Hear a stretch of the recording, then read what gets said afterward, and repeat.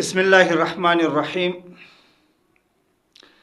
د برشور د هاشم سیپی سره په تبلیغ باندې زموږ ټلیفون سوی دی و دته مدد د استادانو حواله پیش کړی دي چې ستا استادان د عوامو و تبلیغ ته خوارج وای، نعوذ بالله. ستا استادان د تبلیغ والا ته جبریه وای، نعوذ بالله. هاشم سیپی د دې خبرو ز انکار وکي چې زما استادانو په تبلیغ باندې دا فتوا نه دی لګولي. راسي د استادانو فتوا واوري، ان شاء الله مختبه بیا د ټلیفون د درواغ د منډي ټولې د سره شیر کوم. دا میشن غلط میشن دی او دا چا د خوانه دی، خو لار ته نه خطا شوی دا، خلک په زیات شوی. موږ در باندې خپل غاړه خلاص کړه. دا خوارج دي او په دې کې د خوارجو عظیم آثار راښکاره شوي دي او ځان ته ساتل پکار دي. د دې په دې پښتو خلو باندې مدوګه کېږي، دا چاپلوسۍ نه دي، دا اخلاق نه دي. او موږ چې د دې سره مخالفت لرو، ډېر شهید دي ورکې چې د دې عقیده د جبریو ده، د دې د ښځو تبلیغ بالکلیه ناروا دی، د امیانو تبلیغ ناروا دی. تبلیغ مه پرېږده، دا هم پر دې سږمو وهه. ته سم دی چې د داعش د صفوفو اولین مخکښ هغه چې دی تبلیغي دی. تبلیغي مه پرېږده په خپل سب کې، وهابي مه پرېږده. په هغه ټلیفون کې د دې خبرو ز انکار کړی دی. نو الحمدلله دا خبرې مرته ثابته کړي او اوس د هاشم سیپی منډي وګوري چې دوی په دې ټلیفون کې څنګه منډي وي او ټلیفون یې ولې کاټ کړي، د دې خپل خبرو ز ولې منکر سو او د تبلیغ والا په فتوا باندې ولې خبره نه کوي. غلام حضرت صاحب ته منی ګوره ته اوس بل طرف ته لاړې هغه علاقه ګری زما تر مقصد دغه دی. غلام حضرت صاحب وایي چې د تبلیغ والا کفار دي، د تبلیغ والا جبریه دي. وایو منت زه په ثبوت سره دی وایي چې د تبلیغ والا د ایجنسی والا دی، وایي د تبلیغ والا د امریکا د یهودو د اسرائیل جوړ دی. نو ته دا خبرې منی؟ بل طرف لاړې دا ګردي پیراګان د الله په ذات یقین وکړه. ما خبر اور زما دا افترا نه دي، دا علل اعلان د کیسټ موجود دی، د کیسټ موجود دی. زما خبرې زول واورم د ما څخه ګوره ما ته اول په بنیاد کې شوی چې د ما څخه به زما د عقیدې پوښتنه کېږي، تاسو څخه بل څه د عقیدې پوښتنه کېږي. د ما څخه په قبر کې د غلام حضرت صاحب پوښتنه کېږي چې هغه څنګه سړی ولو. شاګرد به ضرور د استاد په نقش قدم روان وي. صبر وکړه، تاسو دا پوښتنه کېږي چې اشرف علي تعلیم تاسو څنګه سړی، قسم به خدای کېږي بخامه. یو منټ تا دا بول نه کېږي، یو منټ. غلام حضرت صاحب چې تا ته کوم عقاید د شولي څه د دغه عقاید نه قبلې څه شي؟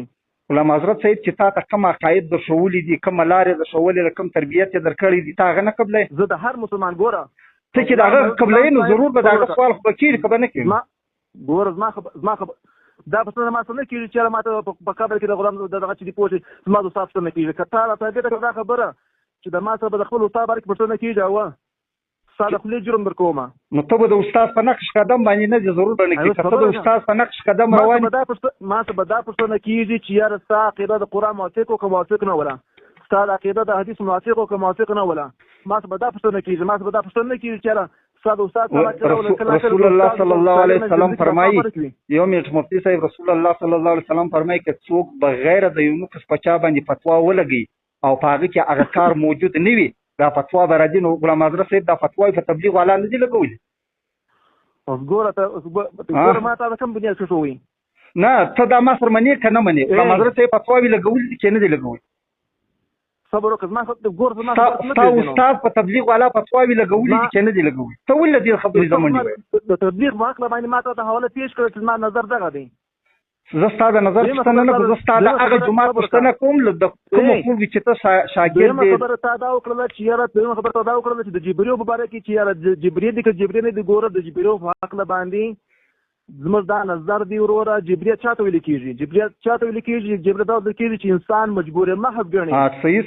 صحیح انسان مجبور محض ګڼي. مثال یې ورکوي د قلم سره چې قلم چې دی که کاتب شوري که نه شوري نو دا فتوا خو ستا استادانو راښکته په تبلیغ والا ټیټ کړې ده. دا رقم مثال ورکوي لکه د پاڼې چاواره چې مفتي صاحب دا فتوا خو ستا استادانو په تبلیغ والا ټیټ کړې ده.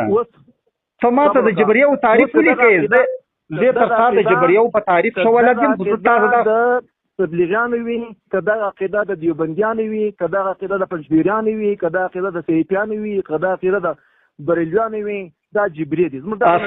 نو بیا ستا استاد ولې د تبلیغ والا ټارګټ کړي دي؟ کوم ځای کې ثابت کړی دي؟ ولې نه ایاز باچا ورته چې تبلیغ والا دا جبریت دي دا کارګران دي. یو منټ شیخ غلام صاحب بیل سړی دی. غلام حضرت صاحب دغه فتوا ده او د پیر سیف رحمان صاحب چې کوم مریدان کوم د پنجاب مریدان چې هغه چې کوم فتوا راخې په تبلیغ والا باندې د جبریه غ پټ کړی ده ته وایې د الله بنده دا ساته ما ول بنیاد شو وی چې دار چاته به خپل عقیده په خپل پښتنه کیږي. د پیر سیف رحمان صاحب څخه به د خپل عقیده په خپل پښتنه کیږي. د پیر سیف رحمان چې کوم مریدان دي دغه څه دغه هغه خپل پښتنه کیږي. لکه څنګه چې دیوبند د مشرانو څخه به د دیوبندیانو مثال څه دا وایي چې زه کیږي دغه لاندې شاګردان څخه دغه د عقیده مفتی صاحب دا چې خپل عقیده پښتنه کیږي. مفتی هاشم صاحب یعنی مطلب ته دا وایي چې غلام حضرت صاحب په دې عقیده کې خطا دي.